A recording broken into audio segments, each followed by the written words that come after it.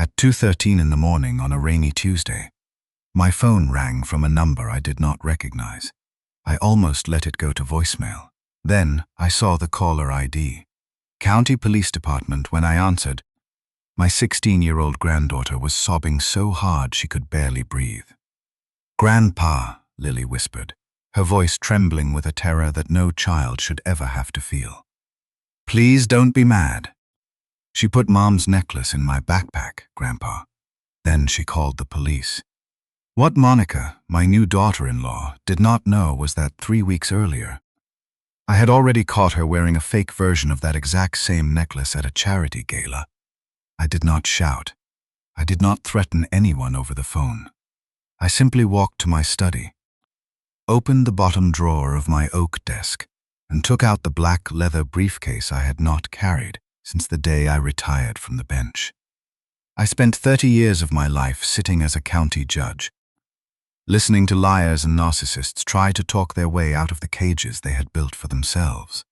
And Monica had just built hers. My daughter Clara died 3 years ago from a sudden aneurysm. She left behind her husband, Mark, and their 13-year-old daughter, Lily. Grief changes people. Mark used it as an excuse to surrender. He did not want to deal with the messy, painful reality of raising a grieving teenage daughter alone. He wanted his life to be easy again. Less than a year after my daughter's funeral, he married a woman who promised to make it easy. To the outside world, Monica played the role of the devoted stepmother perfectly. But behind closed doors, Monica was systematically and ruthlessly erasing my dead daughter from her own home. First, Clara's favorite coffee mugs mysteriously broke. Then the framed family photographs in the hallway were slowly replaced by pictures of Mark and Monica's trips to Cabo. Eventually, Monica locked the door to Clara's old home office, the room where Lily used to sit and do her homework, and declared it her new private yoga studio. Lily was a quiet, sweet girl who suddenly found herself treated like a trespassing stranger in the house she had grown up in. And Mark let it happen. Whenever Lily cried, because Monica threw away a scarf that smelled like Clara's perfume, Mark didn't comfort his daughter. He looked at Lily and delivered the line that cemented his cowardice forever. "Lily, stop making this harder for Monica. She's doing so much for us. Just apologize and let's have a peaceful evening." Mark didn't want to keep the family together. He just wanted to keep Monica comfortable.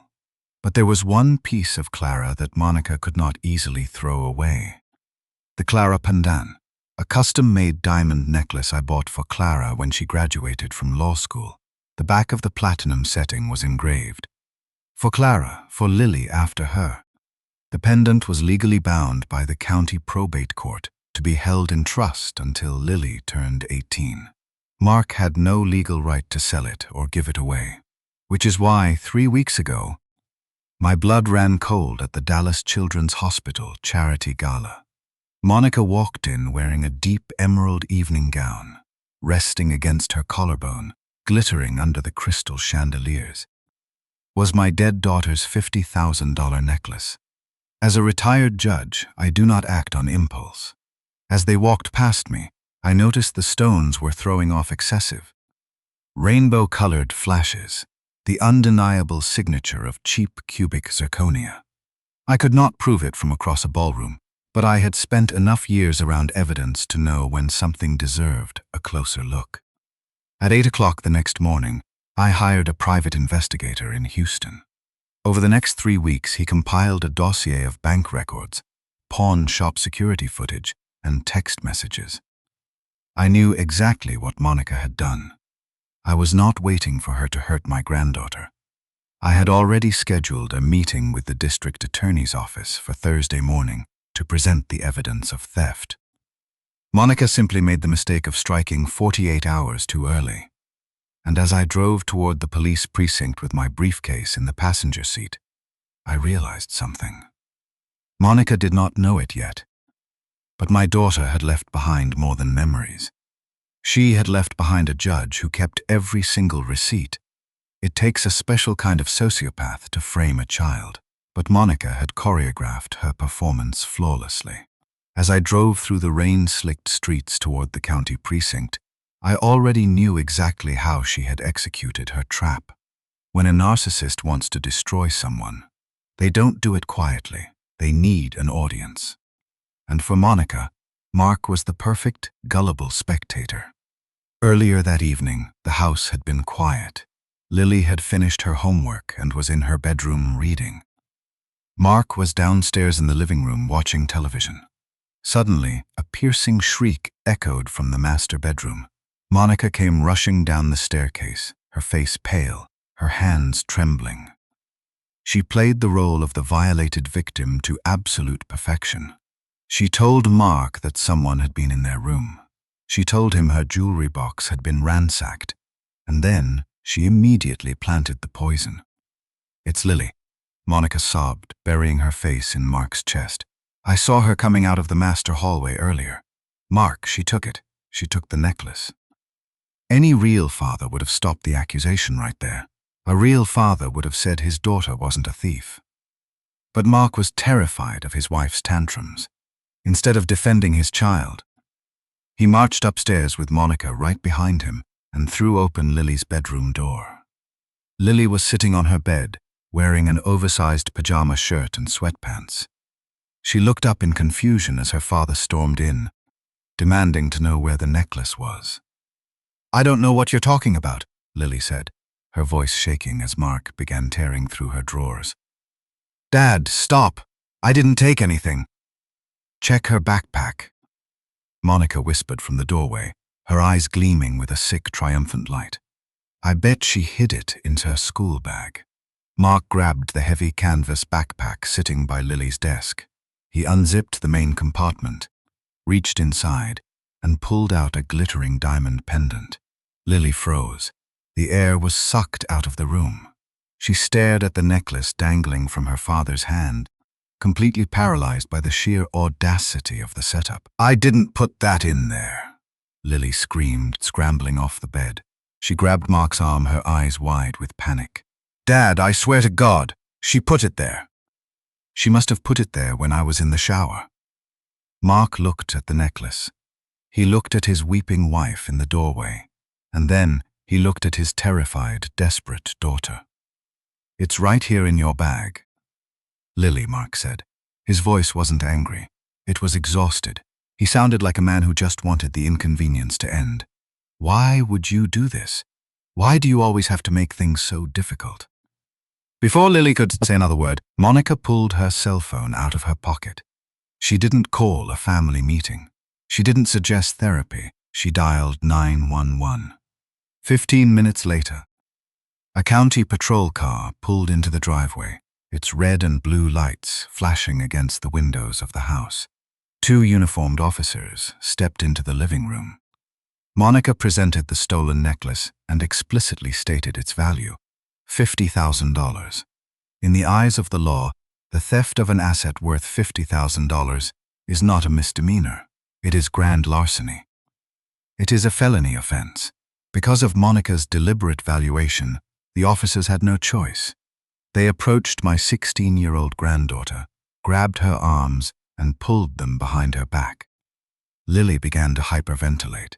The cold steel of the handcuffs snapped shut around her small wrists. She looked at Mark, tears streaming down her face, begging him to stop them. Begging him to tell the police that it was a mistake. Mark stood in the hallway, his hands in his pockets. He watched 2 armed strangers drag his child out of her own home in her pajamas.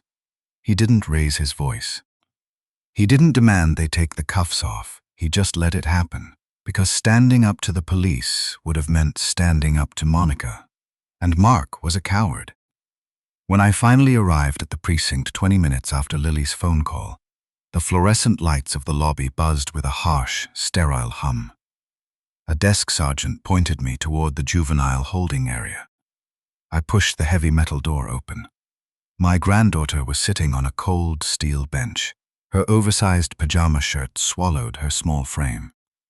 Her wrists were red and deeply bruised from where the metal cuffs had dug into her skin during the ride over in the back of the squad car. She looked incredibly small. and entirely broken.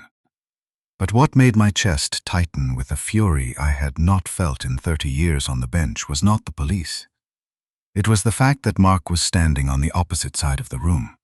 He was standing right next to Monica, his hand resting gently on her shoulder, comforting the woman who had just had his daughter arrested.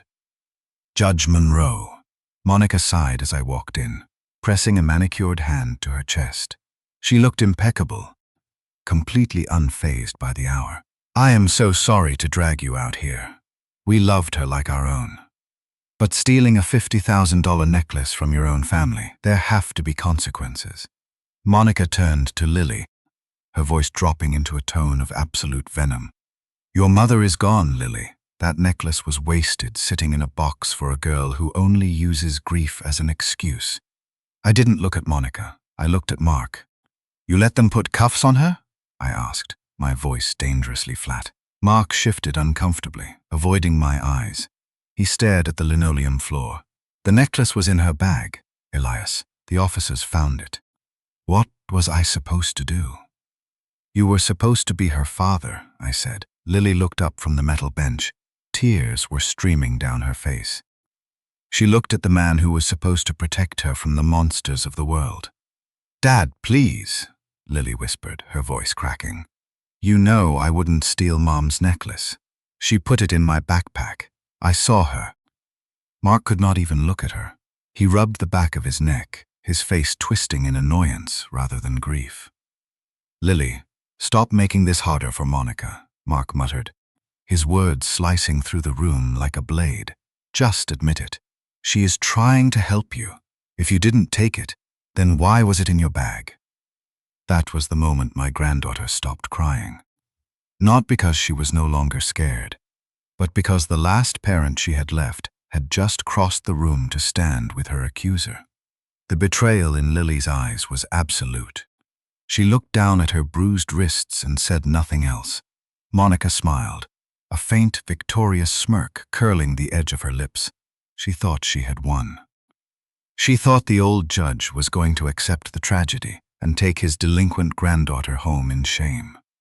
She had no idea what was waiting for her inside my briefcase. The juvenile holding area of a county precinct is designed to break your spirit. The walls are painted a sickly institutional beige. The benches are made of cold, bolted steel. The fluorescent lights overhead hum with a harsh, unforgiving frequency that makes it impossible to think clearly. It is a place where criminals are supposed to feel the full weight of their mistakes. But my granddaughter was not a criminal.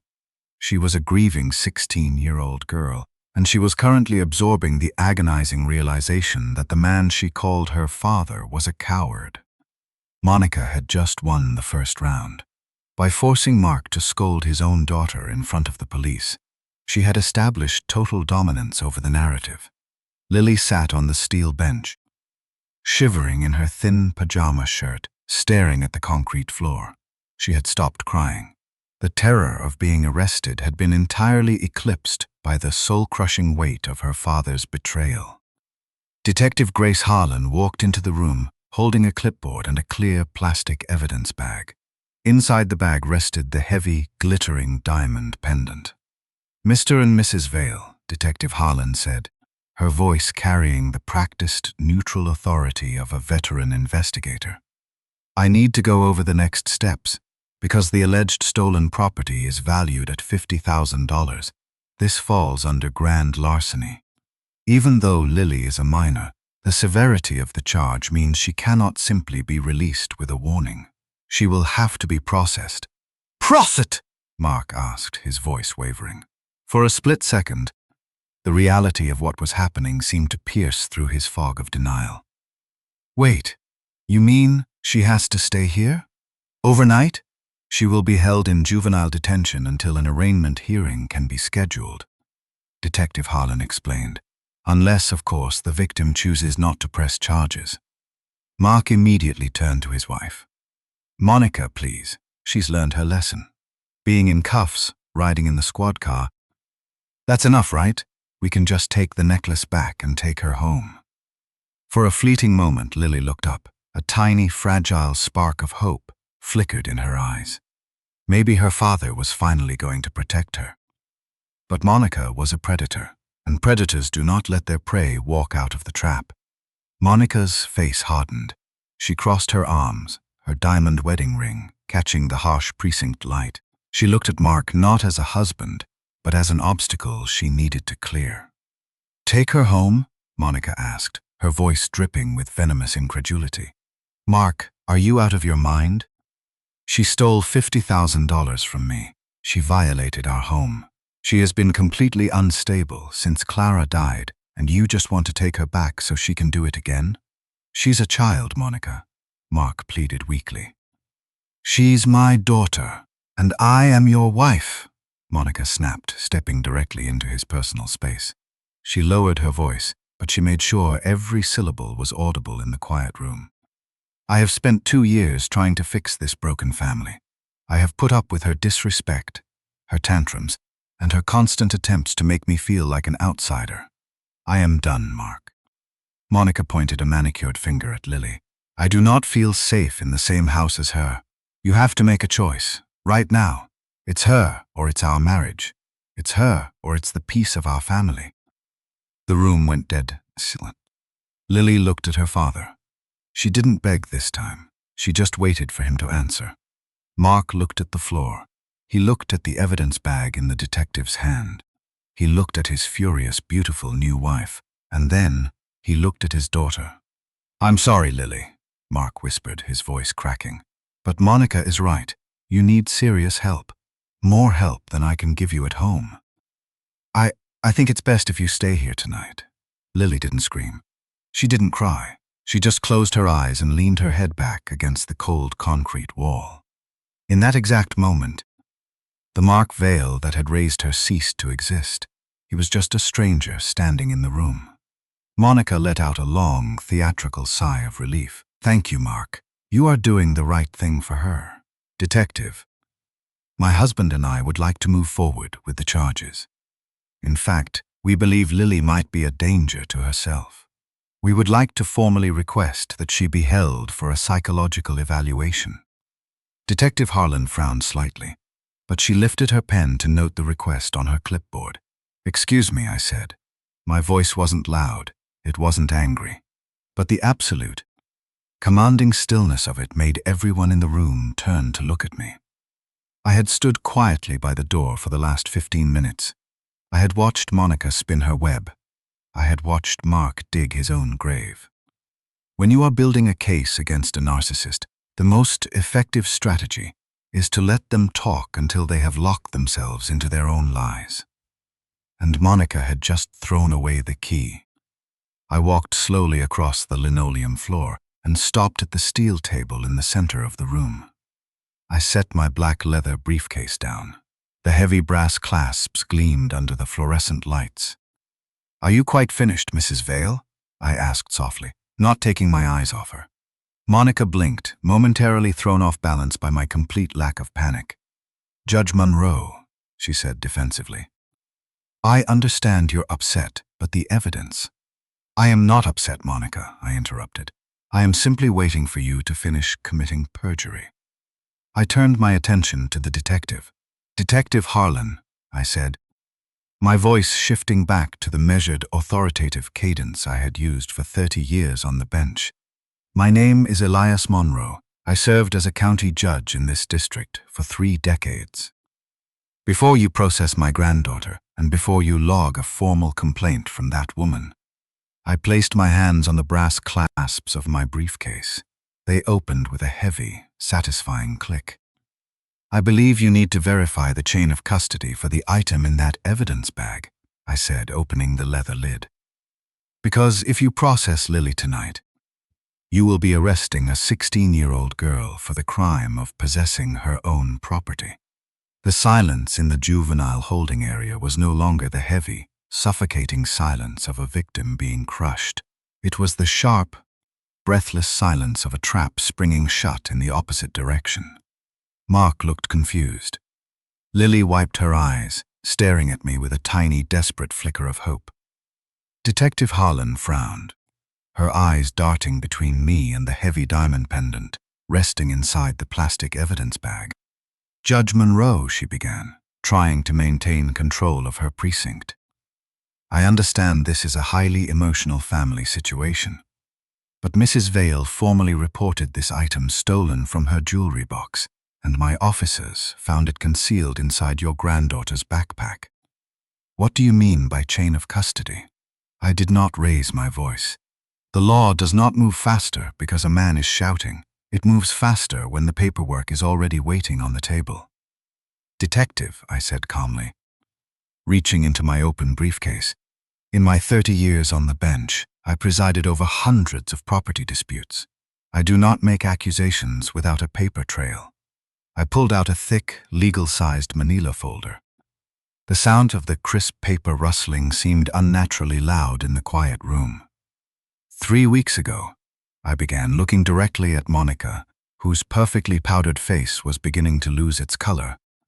I noticed that the diamond pendant Monica was wearing to a charity gala caught the light a little too perfectly.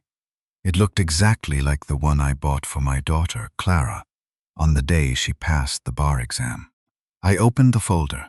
The first piece of paper I handed to Detective Harlan was an original, yellowed receipt from a high-end Dallas jeweler, dated nearly 2 decades ago. "I paid $50,000 for that necklace," I said, pointing to the itemized description on the receipt. "A custom-cut, 4-carat VS1 diamond set in solid platinum." I handed her the next document. It was stamped with the official blue seal of the county court. "This is the certified probate inventory from my daughter's estate," I continued, my voice echoing off the concrete walls. "According to the legal parameters of the trust, the necklace was willed exclusively to Lily, to be transferred to her upon her 18th birthday. Mark was designated merely as the physical custodian of the asset. He had a fiduciary duty to protect it." I turned my eyes to Mark, who was suddenly looking very small. "It never belonged to Monica. She had absolutely no legal right to possess it, store it, or claim it as her own."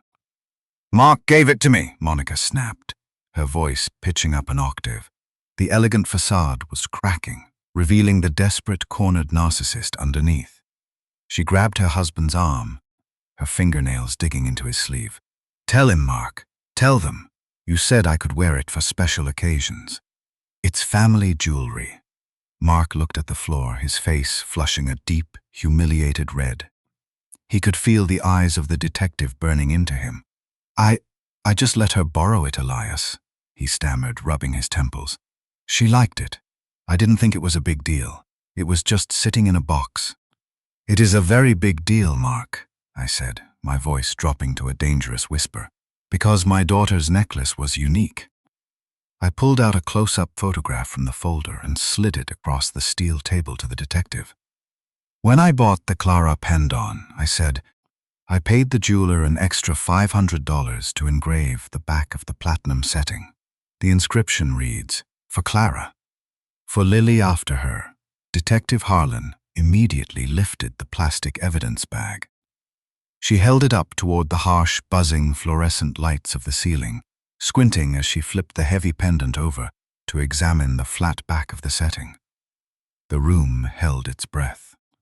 Lily leaned forward on the bench. Mark stared at the detective. Monica's chest heaved as she watched the officer inspect the jewelry she had used to frame a child. "No engraving," Detective Harlan murmured. Her posture shifted instantly. The subtle relaxation of her shoulders vanished. She was no longer looking at Lily like a delinquent teenager. She was looking at Monica like a prime suspect. "The back of this setting is completely smooth, Judge Monroe," the detective confirmed, lowering the bag. "Because the necklace in your hand, detective," I said, looking dead into Monica's panicked eyes, "is a cubic zirconia replica, purchased online for roughly $300. "That is ridiculous," Monica shrieked. She took a step toward the table, her hands curling into tight fists. Her theatrical composure had completely disintegrated. "He is making this up. He's just protecting her. That little thief probably swapped it for a fake herself." Monica pointed a trembling finger at Lily. "She sold the real one and bought a fake to frame me. She's out of control. I told you she was unstable, Mark. It was a desperate, pathetic pivot. When a liar is caught, their first instinct is always to project their own crimes onto their victim. No, Mrs. Vale, I said, my voice cutting through her hysterical screaming like a scalpel. I am not protecting a thief. I tapped my finger on the certified probate document resting on the table. I am identifying stolen property. For a few seconds, the only sound in the juvenile holding area was the quiet, rhythmic humming of the overhead lights. Monica stared at the cubic zirconia pendant in the detective's hand. The proof of her crime was sitting right in front of her. A smart criminal, or anyone with a shred of self-preservation, would have immediately asked for a lawyer and stopped talking. But Monica was not a smart criminal. She was a narcissist who had spent the last 2 years successfully manipulating every situation in her life. She was addicted to control, and the sensation of losing it made her completely irrational. When a predator realizes their primary trap has failed, they don't surrender. They attack with whatever weapon they have left. This is completely irrelevant. Monica suddenly shrieked, her voice echoing shrilly against the concrete walls. She completely ignored the fact that she had just been exposed for grand larceny, turning her venom entirely back onto my 16-year-old granddaughter. Even if I sold it, it doesn't change what she is. Monica pointed a trembling, perfectly manicured finger at Lily. She is a danger to this family, Monica yelled, tears of rage finally spilling down her cheeks. She lies.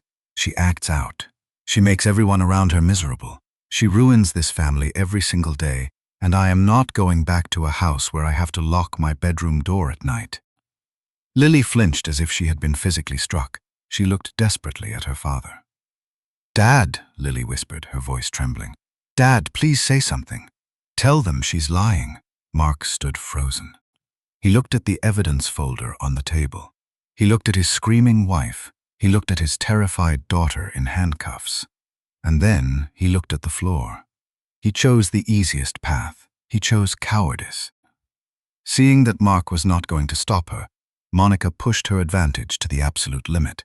She unzipped her designer purse, pulled out a thick, glossy folder, and shoved it directly into Mark's chest. Sign the rest of it, Mark, Monica hissed, her eyes wild with desperation. The police might not be able to hold her for the necklace, but the state will let us commit her if both parents agree she is a danger to the household. Sign the intake forms for the Vista Ridge residential program. We can have a private transport company pick her up from this precinct by morning. We can finally have peace. Detective Harlan stepped forward, her hand resting instinctively near her duty belt. Ma'am, you cannot force a psychiatric hold without a medical professional. I am her stepmother, and her biological father has already consented to the placement. Monica snapped, waving the papers in the air. I didn't let her finish. I reached out, grabbed the glossy folder out of her manicured hand, and flipped it open on the steel table. It was a comprehensive intake packet for a high-security behavioral correction facility. The kind of place where troubled teenagers are sent when their parents no longer want to deal with them. I flipped to the second page, scanning the legal waivers. And there it was. Mark's signature, written in blue ink on the preliminary consent line. I looked at the man who had married my daughter, the man who had stood at an altar and sworn to protect his family. When did you sign this, Mark? I asked. My voice was no longer flat. It was vibrating with a cold, controlled rage that made Detective Harlan take a subconscious step back. Mark swallowed hard, his Adam's apple bobbing in his throat. He took a step away from me, his face pale. Elias, please. Monica brought those brochures to me a few weeks ago. She said it was just in case Lily's grief got too hard to manage at home. It was just a contingency plan. No, I said, slamming the glossy folder onto the metal table so hard that the sound echoed like a gunshot. Mark jumped. A fire extinguisher is just in case. A spare tire in the trunk of your car is a contingency plan. This is a premeditated eviction. She needs professional help, Monica yelled, pointing at Lily. She belongs in a facility. She's completely out of control. The only person out of control in this room is you. Mrs. Vale, I said softly. I reached into my leather briefcase one last time. I pulled out a single sheet of paper, printed on the letterhead of the private investigation firm I had hired 3 weeks ago. I handed the paper to Detective Harlan, but I kept my eyes entirely on Monica. Her chest was heaving. The panic was finally starting to bleed through the hysterical rage. "You see, Detective," I said, my voice cutting through the sterile air of the precinct like a scalpel. "The Vista Ridge residential program is highly exclusive. They require a mandatory 2-week waiting period for intake processing, and they require a non-refundable financial deposit before they even review a child's medical records." I turned to Monica. She had stopped breathing. The admissions office at Vista Ridge confirmed to my investigator that Monica Vale requested the intake paperwork, submitted Lily's falsified behavioral records, and paid a $10,000 deposit exactly 11 days before she called 911 to report this necklace missing. The silence in the room was absolute. Mark stared at his wife, his jaw dropping as the timeline finally clicked in his cowardly brain. "Monica," he whispered, his voice cracking with horror. "You did this on purpose? You paid them? You planned to send her away before the necklace even disappeared?" "You didn't find evidence of a crime tonight, Monica," I said, leaning over the steel table. "You built a cage. And then you waited for a reason to put my granddaughter in it." The juvenile holding area had officially stopped being a waiting room. It had become a courtroom, and Monica Vale was the only one standing trial. Detective Grace Harlan did not raise her voice, but the shift in her physical demeanor was absolute. She uncrossed her arms, squared her shoulders, and looked at Monica not as a grieving, violated stepmother, but as a suspect caught dead to rights in a meticulously planned felony. "Mrs. Vale," Detective Harlan said, her voice carrying the sharp, uncompromising authority of a veteran law enforcement officer. "You have formally accused a minor of grand larceny. I need you to explain to me right now why you submitted non-refundable intake paperwork for a psychiatric facility 11 days before your jewelry was allegedly stolen." Monica stepped backward, her spine hitting the cold concrete wall. The elegant theatrical mask had melted off her face entirely, leaving behind nothing but the ugly, desperate panic of a trapped animal. She looked wildly around the room, searching for an exit, searching for an excuse, searching for anyone who would still believe her. I was proactive," Monica stammered, her voice shaking violently. "She was acting out. I was trying to protect my family. That has nothing to do with the necklace." Before Monica could invent another layer to her crumbling lie, I reached into the final, zippered compartment of my leather briefcase.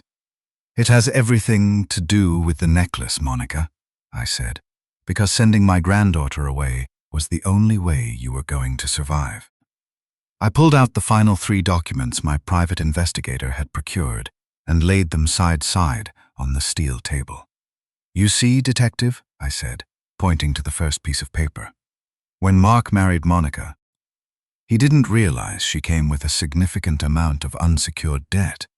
This is a copy of an overdue notice from a high-limit luxury credit line, demanding an immediate payment of $30,000.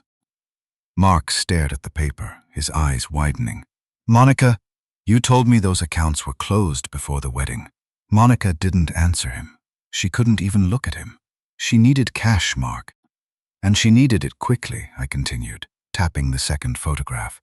"This is a security camera image from a high-end pawnbroker in downtown Houston. It was taken 3 weeks ago. It shows Monica walking into the shop, holding a small velvet box, and walking out empty-handed." Monica let out a sharp, condescending laugh. She turned to the detective, attempting one last, desperate manipulation. "Detective, this is absurd," Monica said, her voice dripping with mock pity.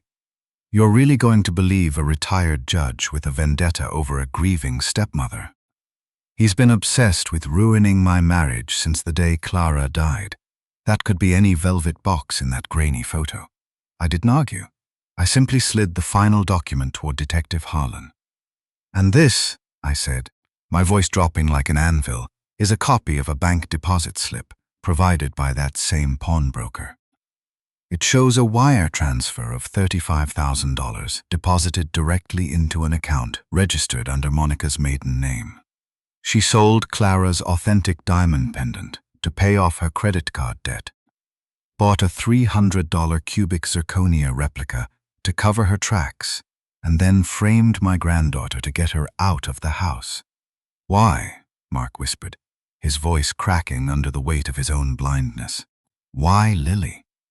Because as long as Lily was in the house, the county probate court wouldn't let you touch Clara's remaining trust funds, I said, looking at Mark with absolute disgust.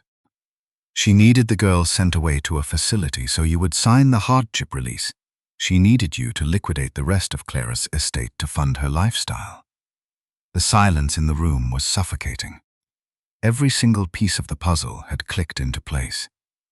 The motive, the means, and the execution were laid bare on the steel table. Monica realized there was no legal loophole left. There was no lie clever enough to explain away bank records and security footage. So, she simply snapped. "Tell them how she treats me," Monica shrieked, tears of pure, venomous rage spilling down her cheeks. She lunged forward, grabbing Mark by the lapels of his jacket, shaking him violently. "Tell them what a nightmare it is living with her. She ruined this family the day her mother died. You have never been free of her. You said you wanted peace, Mark. I was giving it to you. We could have had a normal life." Mark stared at the woman he had chosen over his own flesh and blood. The illusion he had spent 2 years building, the illusion of a happy blended family, shattered into a million irreparable pieces. "Monica," Mark whispered, his voice trembling with horror as he physically pushed her hands off his jacket. "Stop! I was doing this for us," Monica screamed, pointing a trembling finger at Lily, who was sitting silently on the metal bench. "She's a burden. She's a ghost. She shouldn't be here." "No," I said, stepping deliberately between my granddaughter and the woman who had tried to destroy her life. I looked directly into Mark's eyes. "She was giving you silence, and you were willing to pay for it with your daughter." Mark flinched as if I had hit him with a baseball bat. Detective Harlan unclipped the radio from her duty belt. She didn't ask any more questions. The investigation was over. "Mrs. Vale," the detective said, her tone completely devoid of sympathy. "Turn around and place your hands behind your back." "What?" Monica gasped, her eyes widening in genuine disbelief. She looked down at the detective's hands, which were now holding a pair of heavy steel handcuffs. "You can't do this. I am the victim here. She's the one who stole from me." "Monica Vale," Detective Harlan said, ignoring her protests entirely, as she stepped forward and grabbed Monica by the arm. "You are being detained pending an official investigation for filing a false police report. Evidence tampering, theft by deception, and grand larceny." But 2 uniformed officers immediately stepped into the room to assist. They didn't ask politely. They spun her around and snapped the heavy steel cuffs around her wrists with a sharp, unforgiving click. Monica began to sob. Not the fake, theatrical crying she had used earlier to gain Mark's sympathy, but the ugly, hyperventilating wails of a narcissist realizing they have lost absolutely everything.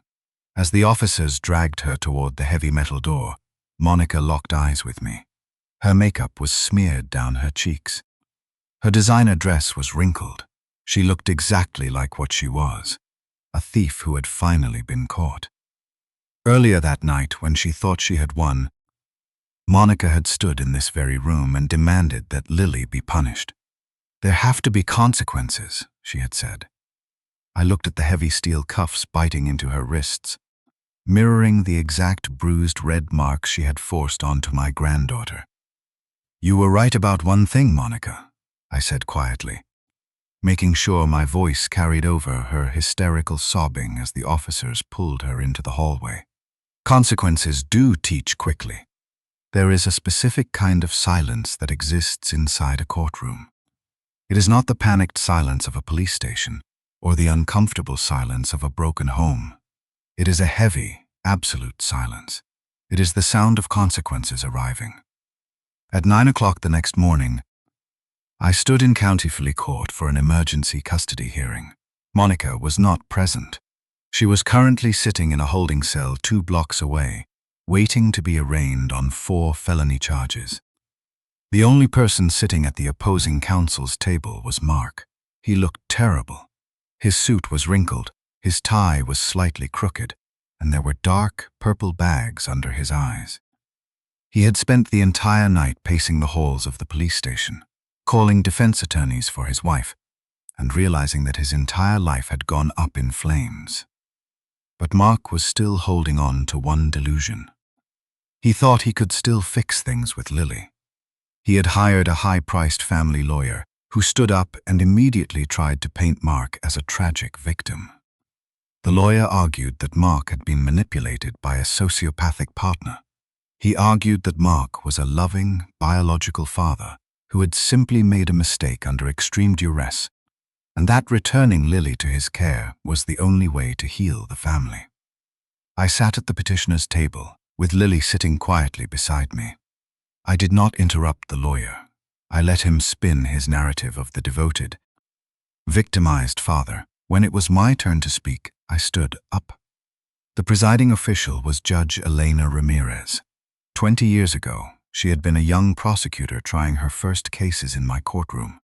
She knew exactly who I was, and she knew I did not waste the court's time. "Your Honor," I said, my voice echoing clearly in the high-ceilinged room. Counsel for the respondent has used the word mistake 4 times in his opening statement. A mistake is forgetting to pick your child up from soccer practice. A mistake is losing your temper after a long day at work. I picked up a manila folder from the table and held it up. What Mark Vale did was not a mistake, I continued. It was a deliberate, continuous surrender of his parental duties. I am submitting into evidence the official police report from last night's incident, marked as Exhibit A. The bailiff took the folder and handed it to Judge Ramirez. "Last night," I said, looking directly at Mark, when 2 armed officers walked into his living room and placed steel handcuffs on his 16-year-old daughter, Mark Vale did not ask them to stop. When his wife explicitly valued a piece of jewelry at $50,000 to guarantee a felony grand larceny charge against his child, Mark Vale did not object. Mark lowered his head, staring at his hands resting on the defense table. When his daughter begged him for help from the back of a squad car, he put his hands in his pockets.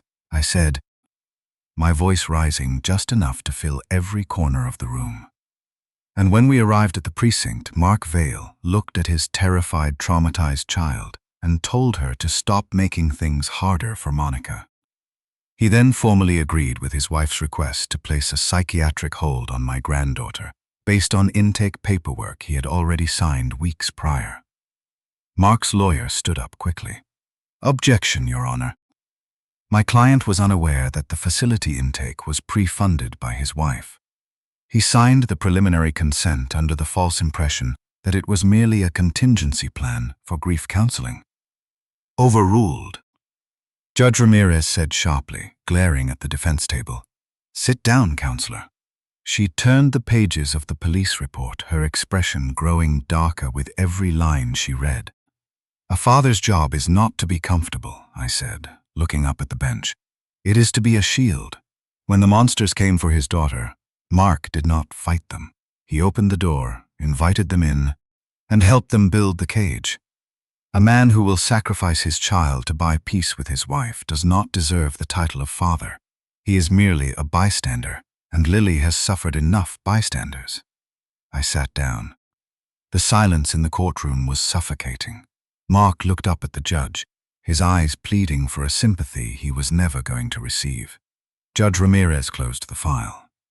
She looked at Mark for a long, terrible moment before she spoke.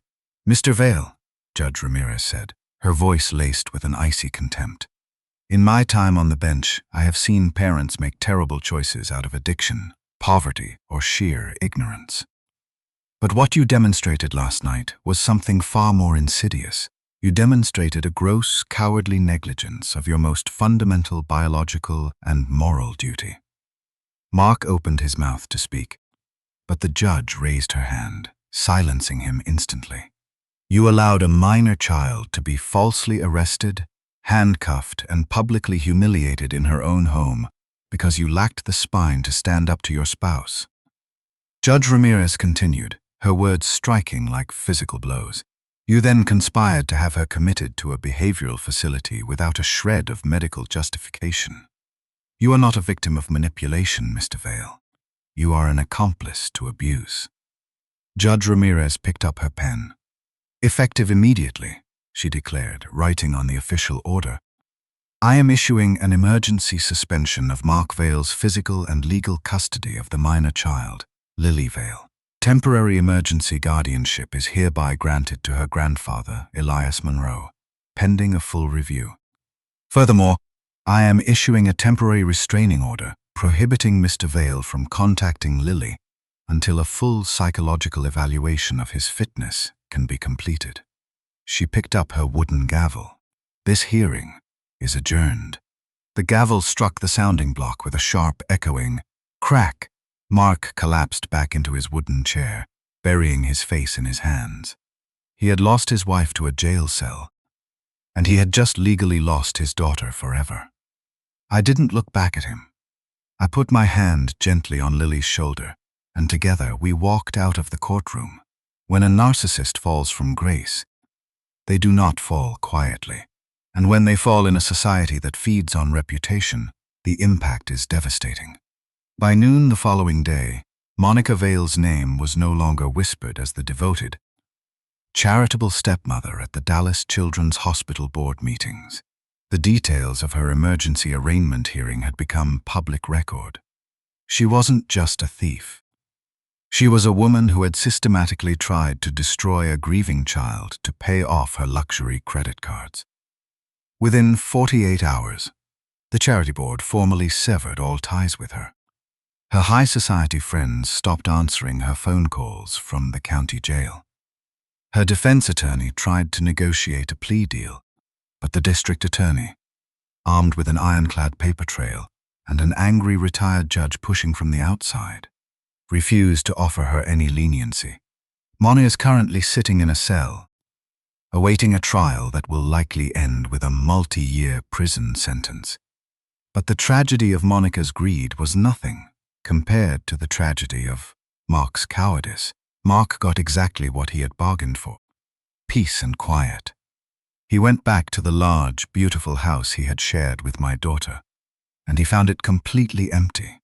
There was no wife to make him dinner. There was no daughter to argue with. There was just a crushing, absolute silence. He had to walk past the door of the yoga studio Monica had built over Clara's memory. He had to walk past Lily's empty bedroom. He traded his own flesh and blood for the illusion of a comfortable life, and in the end, he was left with nothing but the echo of his own betrayal. Because of the restraining order, he cannot call Lily. He cannot send her letters. He is a ghost in his own life. As for my granddaughter, I drove her back to my house after the custody hearing. It was a long, quiet drive through the Texas Hill Country. She sat in the passenger seat, staring out the window, exhausted in a way that goes much deeper than bone. When we arrived, I carried her small overnight bag inside and led her down the hallway to the spare guest bedroom. I had spent the early hours of the morning preparing it for her. The bed was made with fresh linens, and the large bay window looked out over the quiet, oak-lined street. It was a safe place. There were no locks on the outside of the doors here. There was no ghost she had to fight to exist. Lily walked slowly into the center of the room. She looked around, her shoulders dropping a fraction of an inch as the reality of her new sanctuary settled in. She reached into her pocket and pulled out a faded velvet hair tie. It had belonged to Clara. She had kept it hidden in her pocket for 2 years, terrified Monica would throw it away. With trembling fingers, Lily placed the hair tie gently on the wooden nightstand. I stood in the doorway and reached into the breast pocket of my suit jacket. I pulled out a photograph and walked over to her. It was the same photograph I had shown the detective. It was a picture of Clara on her law school graduation day.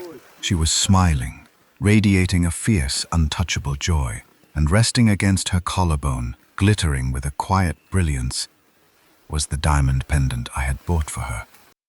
I handed the photograph to Lily. "Your mother didn't care about the diamonds, Lily," I said gently, watching her trace her thumb over Clara's smiling face. "She only cared about what they represented. She wanted you to have more than a piece of jewelry. She wanted you to have physical proof that you were fiercely loved, long before anyone ever taught you to doubt it." Lily stared at the photograph, clutching it tightly in her hands. "The police are still trying to recover the physical necklace from the pawnbroker," I told her softly. "It might take months to unravel the paperwork. But until the real necklace comes home, this picture stays with you." For the first time since my phone rang at 2 in the morning, Lily finally let her guard down. The walls she had built to survive Monica's psychological warfare completely collapsed. She let out a ragged, heartbreaking sob. She leaned across the center console of the car and buried her face in my shoulder. I wrapped my arms around her, holding her tight, resting my chin against her hair. I didn't tell her not to cry. I let her weep for her mother. I let her weep for the father she had lost to cowardice. I just held her, promising silently that as long as I was breathing, no one would ever make her feel small again. The physical necklace hasn't come home yet. It is still lost in the labyrinth of police evidence and pawnbroker disputes. But Lily came home, and for the first time in 3 years, she is finally safe, and that was enough. A month later, the family court made my emergency guardianship permanent. Mark didn't even show up to the final hearing to contest it. Monica thought she was clever. She thought she had planted a stolen necklace in my granddaughter's backpack to ruin her life. What she really planted was the very first piece of evidence against herself. Before I go, I want to ask you a question. Would you let Mark earn his way back into Lily's life? Or did he stop being her father the moment he chose his wife's comfort over his daughter's handcuffs? Let me know what you honestly think down in the comments. I read every single one. If you enjoyed this story, hit the like button, subscribe to the channel, and I will see you on the next one.